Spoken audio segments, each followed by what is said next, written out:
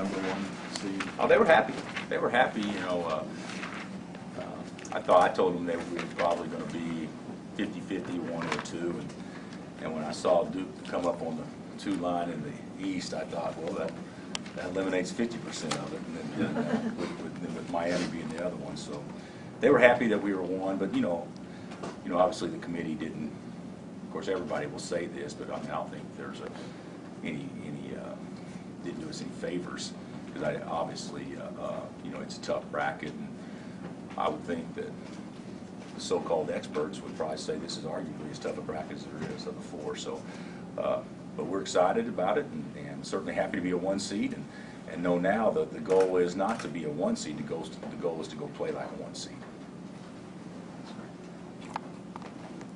Has defense been a tough sell for these guys? I mean, from the beginning of the K-State game, 5 guys went out and pretty much got after it defensively for 40 minutes.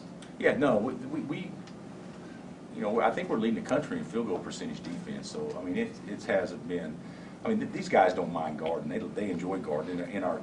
We got 2 exceptional defenders, and then some other guys that are pretty good. But there's been games, Dave, where we didn't guard very well at all, and team stretches out, and not pay attention to scout report and those sorts of things. But when we're turned up and play with energy, we're pretty good defensively. And I thought we really defended Iowa State well, and I thought we defended, obviously Texas Tech well, especially the first half, and then K-State the first half was probably about as well as we defended all year. Coach, what do you know about Western Kentucky this year? Your guys said they're focused right on the tournament, nothing more.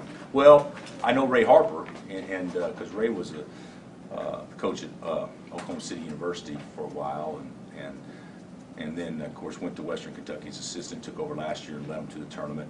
I haven't seen Western Kentucky play an entire game. I saw them play part of their finals of their conference tournament last week. So I mean, I got a little feel, but I didn't take notes or anything. So we'll watch that tonight and tomorrow, and hopefully we'll have a really good book on them, just like they'll have a good book on us. But when I was at Illinois, we played Western Kentucky in the first round, and I believe we were a 4 and they were a 13, and it was like a 2-possession game. So I mean, I've had some experience with that school in the NCAA tournament, and certainly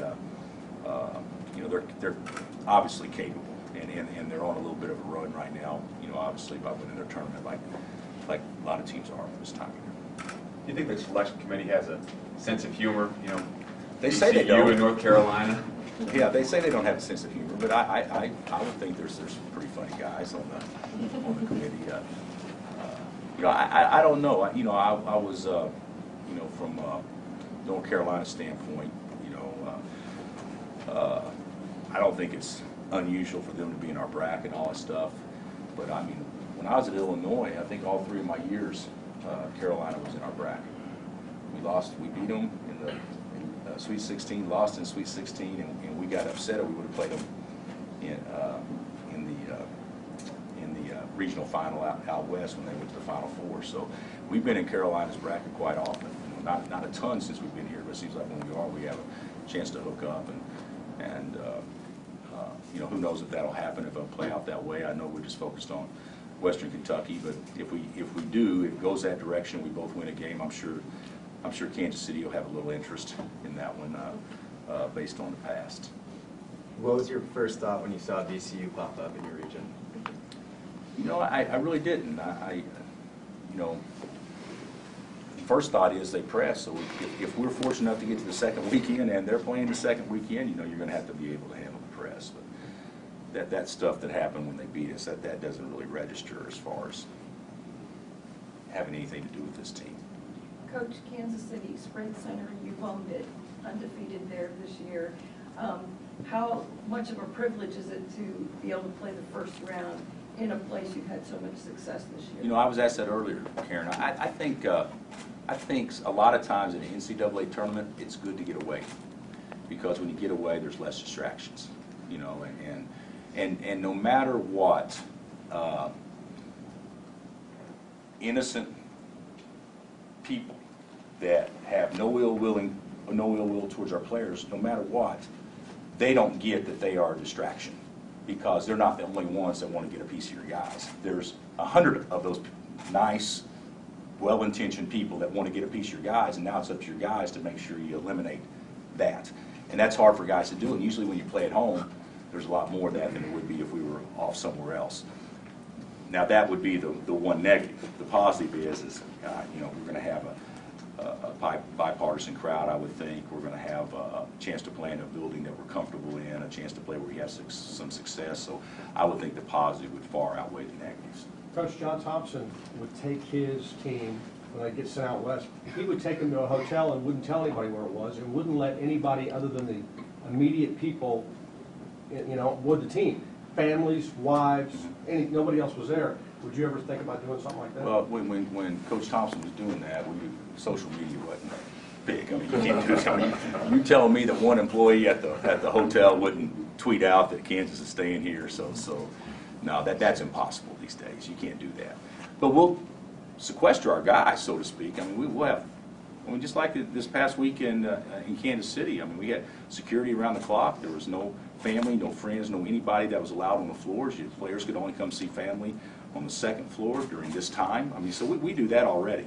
But it'll be more intense, obviously, in Kansas City this weekend. How much tape do you already have on Western? We'll have it all, just pulling it off the computer here by the time I get upstairs, probably, whether it be 8 o'clock or whatnot. So we'll have plenty of tape, Gary. Now, we may not have as much as we're going to have, and we won't have scouting reports because we'll call people that's played them outside their league and that kind of stuff. But for the most part, with the way the film exchange is done now, basically you just get on your computer. So we'll have plenty of tape. What do you think of the Big 12's representation? Pretty good. 5. I didn't think we had a chance at 6. You know, I thought Baylor would have had to make some hay in the tournament to get to 6. But I think our league did pretty good. Anytime you get 50% of your teams in, you're probably having a pretty good year. There's been a lot of volatility at the top this year in college basketball. I'm not trying to jinx you, but what's the probability of a 16 finally? Oh, it's going to knocking off happen. one? The 16 is going to beat a 1. Eventually. And certainly, we don't want that to happen. I'll pull for all the 1 seeds to make sure that doesn't happen this year if I need to do that. But it's going to happen because there is more parity today than there has been in years past. But this will be a unique tournament. I haven't studied the brackets like I will, but I would anticipate to expect the unexpected. I think there'll be several things that happen where maybe in coaches' minds or maybe where they see something they can exploit or vice versa. The naked eye may not see that as much, or the general fan, but there'll be a lot of mild upsets in this tournament. Elijah mentioned how this isn't the most talented team he's played on, and that maybe that prepares him for the NCAA tournament more because they've had to work harder. Kind of maybe have. Well, hey, all our guys have always worked. I mean, we've had teams that, they've all busted it. So, but I do believe this with Elijah. I mean, basically we added Ben. Just in general theory, we added Ben. You take away Thomas and Tyshawn. And the year before you lose the twins and Selby and Brady and Tyrell. I mean, we've had some defections that makes it look like there's been a potential step backwards. But the guys, they play well together and they work hard. But I will say this about this team. There's less margin for error because the talent level may not be as great as what it has been with some of our other teams. But when we play good, we play as good as any of our teams we had. But we have to play good. And hopefully we're kind of on an uptick right now after this past weekend.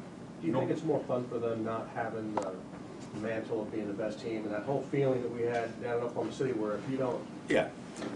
You know what? With this team, I don't know if you guys listen to it. I don't even pick it up, but we're the number 2 overall seed in the tournament. Is that right, Larry? Correct. Number 2 overall seed. Who would have thought that would be the case with this team? And I'm not going to get hung up on that we have to do this or we have to do that. And I hope the players don't either. All we need to do is just go have fun and play. But you're talking about a team that was a number 1 overall seed when we get beat by Northern Iowa. And I do think there were some extra pressures on being that, without question. But these guys also play at a place where there's expectations all the time. And, if you lose 2 or 3 in a row, it's disaster. Who could have ever thought that this team that lost 3 games in a row in early February would be the #2 overall seed in the NCAA tournament. So there'll be expectations no matter what, but I don't think it'll be extra pressure. Which, when you guys did drop your third game, what did you think? I mean, did you ever envision bouncing back to win the league, conference tournament, and Well, yeah, I envisioned it. You know, when we lost our third in a row, I thought that we'd have to run the table to win it outright, and sure enough, we didn't, so that's what we would have had to do to win it outright. And we really didn't give it a lot of help because K-State played well, and the opportunities they had maybe to slip up a game, you know, Rodney makes a shot or whatever it would be. So they took advantage of those opportunities, a lot like we did, you know, against Oklahoma State and Iowa State. But I would have never thought 6 weeks ago or 5 weeks ago that this team would be where it is. I mean, we had nothing going on. We had no personality, no bounce. We were duds, you know, maybe feeling a little sorry for ourselves, questioning ourselves, lost a little confidence and all those things. And fortunately for us, these guys got it back. When they got it back in a big way. Bill, ideally, how much do you like to use your bench in the NCAA tournament situation? Is it any different than regular season? And how nice is it to have some of those bench guys playing well? Oh yeah, I definitely will have more confidence moving forward. But in the NCAA tournament, I don't think as many coaches play their bench as much. Timeouts are longer. There's a, you know, if you sub a guy out at 13, he may rest 6 minutes, you know, before he has to come back in. So there's plenty of time to get your legs back under you. So I don't, even though you may have more confidence in your bench, that doesn't necessarily mean you'll play him more. You know, what Perry and Nadir did in Kansas City was exceptional. But, you know, really the bench is so important, you know, for foul problems, matchups, you know, injuries, that kind of stuff. But as far as fatigue, he usually doesn't play as big a factor.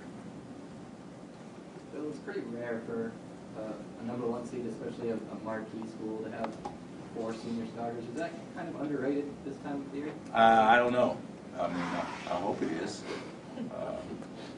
You know, talent's the most important thing, and then experienced talent would be the next most important thing. We have some guys that have been there and done that, and that kind of stuff. So I think it is, you know, it still amazes me. We got 4 seniors starting on a team that is, you know, #1 seed, and none of them are 1,000-point scorers.